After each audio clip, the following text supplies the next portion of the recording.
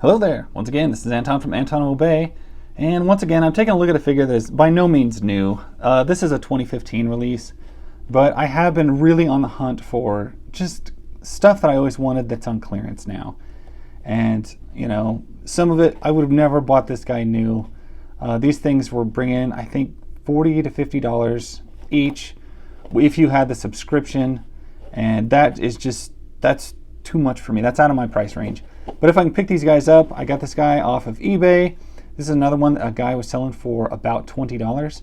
And anything under $30, and I will almost always pop on a Masters of the Universe Classics. These things are really nice. I really like them. They are expensive, but I do feel like they're well made. This is Hero. This is one that I've almost popped on several times. He's got a big goofy bio. He is the heroic son of He-Man, Hero 2. I just liked the figure. He's a big beefy dude in blue pants with a sword. Who doesn't want one of those in their collection? So anyway, like I said, no, he's not new, but he was on clearance. And this is another clearance package that supposedly has damaged package, and that's why they're so cheap. But the damage is so minimal to the package, and since I'm not an in-box collector, it really doesn't make any difference to me. That is terrible. Wowza. They have really got him strapped in there. That seems crazy. Like, geez. You don't have to strap stuff in that much. Like these little rubber bands, like it's not going anywhere. It just seems like a pain in the ass when you try to open these things, and they're all belted in and like this. That's terrible. All right, so this chest piece does not look like anything I really want to stick on him. That does not look that cool. It looks all bulky. I think I'm going to skip that for now. But we're just going to take a look at Hero as he is.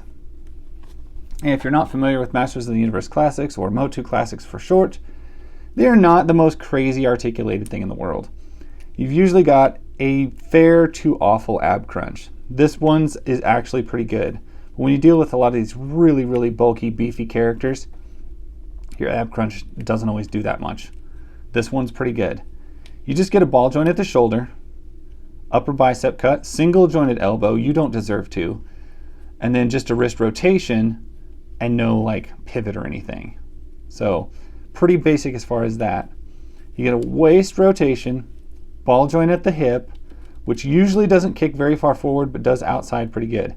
The crotch piece is usually like a softer rubber, so it does push against you when you try to kick forward.